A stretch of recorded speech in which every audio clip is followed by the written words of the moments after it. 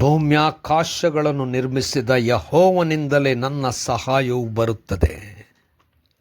ಗುರುವಾರ 9 ಜುಲೈ 2026 ಇಸ್ವಿ.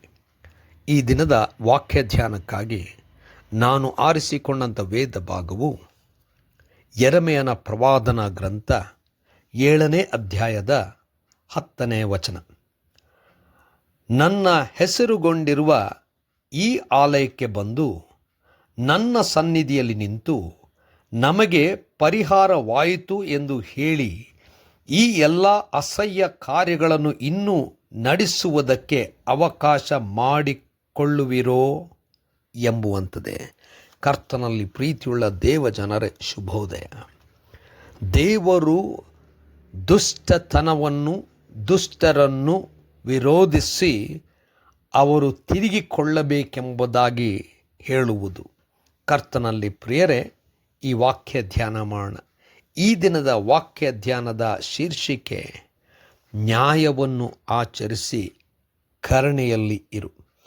ಕರ್ತನಲ್ಲಿ ಪ್ರಿಯರೇ, ದೇವರು ಯೆರೆಮೀಯನನ್ನು ಆರಿಸಿಕೊಂಡು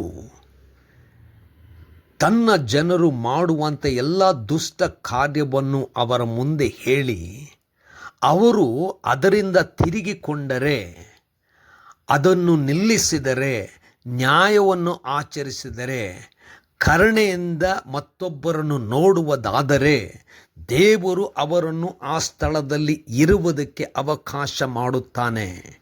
ಇಲ್ಲವಾದರೆ ಅವರು ಮಾಡುವಂಥ ಕಾರ್ಯಗಳನ್ನು ಹಾಗೇ ಮಾಡುತ್ತಿದ್ದು ಆಲಯ ಅಂದರೆ ದೇವರ ಹೆಸರಿನಲ್ಲಿ ಇರುವಂಥ ಆಲಯಕ್ಕೆ ಬಂದು ಅವರು ಎಲ್ಲ ರೀತಿಯಲ್ಲೂ ಬಿಡುಗಡೆ ಹೊಂದಿದ್ದಾರೆ, ಅವರಿಗೆ ಎಲ್ಲ ರೀತಿಯಾದಂಥ ಪರಿಹಾರವಾಗಿದೆ ಎಂಬುದಾಗಿ ಹೇಳುವಾಗ ಖಂಡಿತವಾಗಿಯೂ ದೇವರು ಅದನ್ನು ಸ್ವೀಕರಿಸುವುದಿಲ್ಲ, ಒಪ್ಪುವುದಿಲ್ಲ, ಅದನ್ನು ವಿರೋಧಿಸುವಂಥವನಾಗಿದ್ದಾನೆ.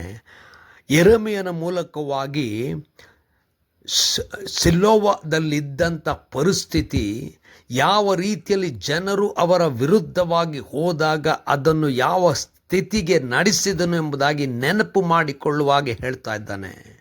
ಕರ್ತನಲ್ಲಿ ಪ್ರಿಯರೇ, ನಾವುಗಳು ಆರಾಧನೆ ಮಾಡುವಾಗ ನಾವು ಬಹಳ ಸುಂದರವಾದಂಥ ಆರಾಧನೆ ಮಾಡಿ ನಿಜವಾಗಲೂ ನಮ್ಮ ಮನಸ್ಸಿನಲ್ಲಿ ಬದಲಾವಣೆ ಇಲ್ಲದೆ ಅನ್ಯಾಯವನ್ನೇ ಆಚರಿಸುತ್ತಿದ್ದರೆ, ಮತ್ತೊಬ್ಬರಿಗೆ ಕಷ್ಟವನ್ನು ನಮ್ಮಿಂದ ಕೊಡುವಂಥ ಸ್ಥಿತಿಯಲ್ಲಿದ್ದರೆ, ಮತ್ತೊಬ್ಬರಿಗೆ ಸಹಾಯ ಮಾಡದೆ ಹೋದರೆ, ಕರುಣೆ ಇಲ್ಲದೆ ಹೋದರೆ ದೇವರು ಖಂಡಿತವಾಗಿ ನಮ್ಮನ್ನು, ನಮ್ಮ ಕಾರ್ಯಗಳನ್ನು ಸ್ವೀಕರಿಸುವಂಥವನಲ್ಲ, ಅದನ್ನು ದ್ವೇಷಿಸುತ್ತಾನೆ.